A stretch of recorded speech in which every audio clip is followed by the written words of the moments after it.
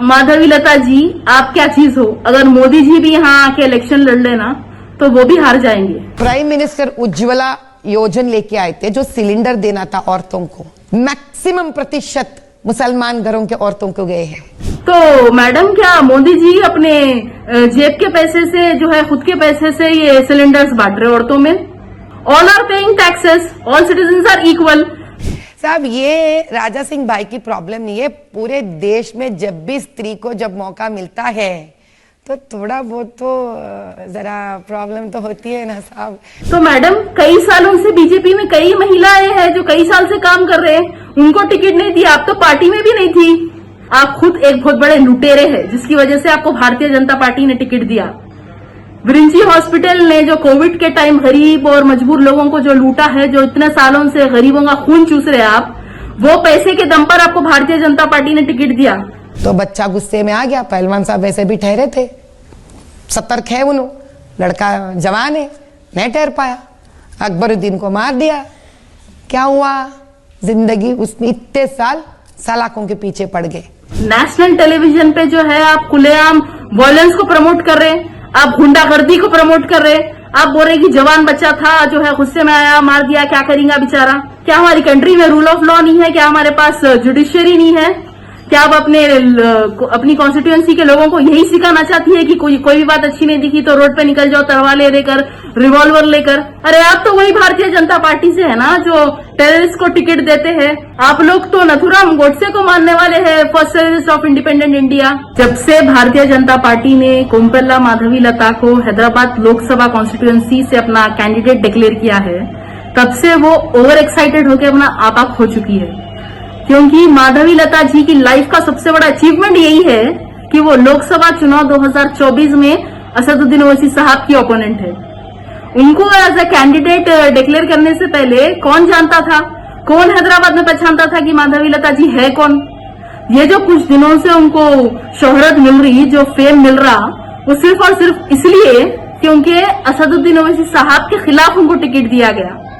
वो लीडर के खिलाफ जिसकी पहचान सिर्फ हैदराबाद में ही नहीं बल्कि पूरे इंडिया में है।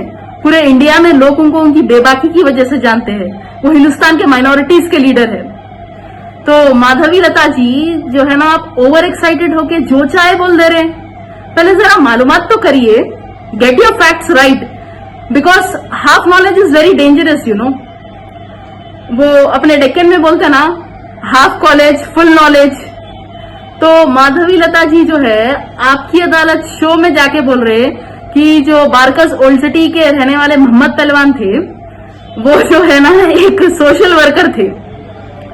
वो वक्फ प्रॉपर्टीज को जो है बचाने का काम करते थे।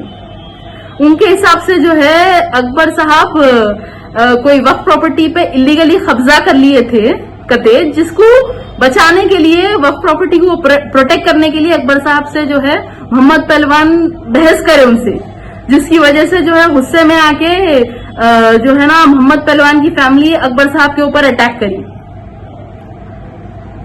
मैडम माधवी लता जी, आप जो है ना इस इलेक्शन में आप असदुद्दीन ओवैसी साहब की ओपोनेंट है। आपको सब लोग देख रहे हैं। तो जो कुछ भी बोलने से पहले मालूम करिए कि वो फैक्चुअली कितना करेक्ट है। बिकॉज मोहम्मद पहलवान के ऊपर उस टाइम के हैदराबाद डिस्ट्रिक्ट कलेक्टर और एमआरओ रंगारेड्डी ने केसेस डाले थे, क्योंकि वो इलीगल जो है ना वक्फ प्रॉपर्टीज पे इलीगली कब्जा कर रहे थे। और अकबर साहब भी उस चीज के खिलाफ थे। मोहम्मद पहलवान को उन्होंने बढ़ावा नहीं दिया, सपोर्ट नहीं किया। वो नहीं चाहते थे कि जो है ना हुंडे और पहलवान लोग हमारे वक्फ प्रॉपर्टीज पे इलीगली कब्जा करें। इसीलिए उनकी फैमिली गुस्से में आके मोहम्मद पहलवान की फैमिली ने खुलेआम जो है बीच रोड पर अकबरुद्दीन ओवैसी साहब के ऊपर तलवारें चलाई, उनको गोलियां मारी गई, क्योंकि सिर्फ और सिर्फ वो इलीगल एंक्रोचमेंट्स के खिलाफ थे। और आप माधवी लता जी नेशनल टेलीविजन पे जो है आप खुलेआम वायलेंस को प्रमोट कर रहे, आप गुंडागर्दी को प्रमोट कर रहे। आप बोल रहे कि जवान बच्चा था जो है गुस्से में आया, मार दिया, क्या करेंगे बेचारा? क्या हमारी कंट्री में रूल ऑफ लॉ नहीं है? क्या हमारे पास जुडिशियरी नहीं है? क्या आप अपनी कॉन्स्टिट्यूएंसी के लोगों को यही सिखाना चाहती है कि कोई भी बात अच्छी नहीं दिखी तो रोड पे निकल जाओ तलवार लेकर, रिवॉल्वर लेकर? अरे आप तो वही भारतीय जनता पार्टी से है ना जो टेररिस्ट को टिकट देते हैं। आप लोग तो नथुराम गोडसे को मानने वाले हैं, first terrorist of independent India. और जो रिसेंटली बेंगलुरु में रामेश्वरम कैफे में ब्लास्ट हुआ, उसके पीछे भी तो एक बीजेपी वर्कर का ही हाथ है। और दूसरी बात, माधवी लता जी, आप ये बोल रहे कि जो है ना उज्ज्वला वो स्कीम से जो है ना गवर्नमेंट की तरफ से सबको गैस, सभी औरतों में जो गैस सिलेंडर दिया जा रहा है वो मजहब देख के नहीं दिया जा रहा कि कौन हिंदू है, मुसलमान है, सिख है, ईसाई है। तो मैडम, क्या मोदी जी अपने जेब के पैसे से जो है, खुद के पैसे से ये सिलेंडर्स बांट रहे औरतों में? चाहे हिंदू रहने दो, मुसलमान रहने दो, सिख रहने दो, ईसाई रहने दो, all are paying taxes, all citizens are equal. तो जो गवर्नमेंट के जो बेनिफिट्स होते हैं वो तो सबको मिलेंगे ना। लेकिन बीजेपी को, भारतीय जनता पार्टी को मुसलमानों से इतना ऑब्सेशन है कि जो मुसलमानों के जो स्कॉलरशिप्स है उसको बीजेपी ने बंद कर दिया, कई स्कॉलरशिप्स को। आसाम में जो है मदरसे बंद कर दिए, यूपी में जो है आप लोग मदरसे बैन करना चाहते हो, यूएपीए जो है वो सिर्फ मुसलमानों पर लगाया जाता है, बुलडोजर जो है वो चुन चुन कर सिर्फ मुसलमानों के घरों पर चलाया जाता है। सीएए में जो है, सीएए के थ्रू सबको सिटीजनशिप मिलेगी, हिंदू, सिख, ईसाई, जैन, बुद्धिस्ट, पारसी, सिवाय मुसलमानों को छोड़कर।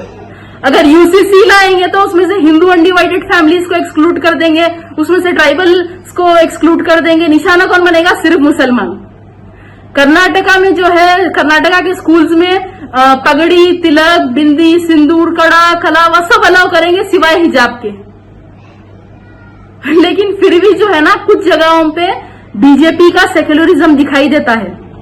मोदी सरकार की हुकूमत में हिंदू, मुस्लिम, सिख, ईसाई सभी मजहब के लोग जो है ना गरीब है, परेशान है, बेरोजगार है। युवा, किसान, मजदूर सब परेशान हाल है।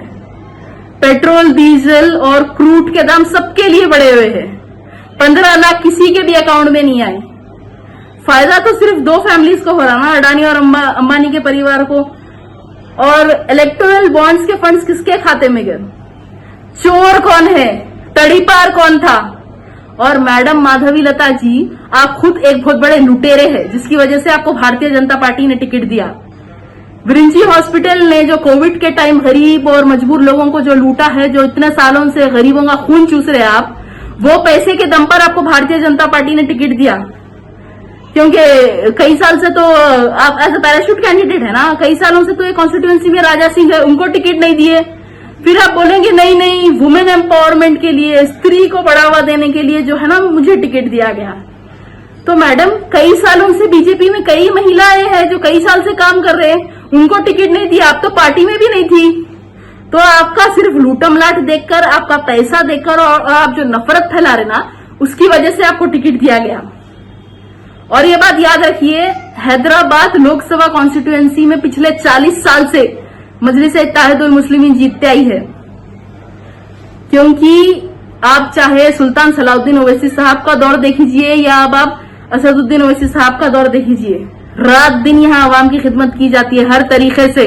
24 hours are leaders are accessible to the local public. और मजहब देख के काम नहीं किया जाता, हर मजहब के लोग दारुसलाम में आते हैं। इतने सालों से कई लाखों गरीबों की मदद मजलिस ने की है। और आज मजलिस की तरफ से हैदराबाद लोकसभा कॉन्स्टिट्यूएंसी में हजारों बच्चों को फ्री एजुकेशन मिल रहा है। हैदराबाद में मजलिस को चाहने वाले, असदुद्दीन ओवैसी साहब को चाहने वाले हजारों लोग हैं, हिंदू मुसलमान सब है। तो माधवी लता जी, आप क्या चीज हो? अगर मोदी जी भी यहाँ आके इलेक्शन लड़ लेना तो वो भी हार जाएंगे। तो आप ये मजलिस-ए-इत्तेहादुल मुस्लिमीन को हैदराबाद में कमजोर करने का ख्वाब देखना छोड़ दीजिएगा।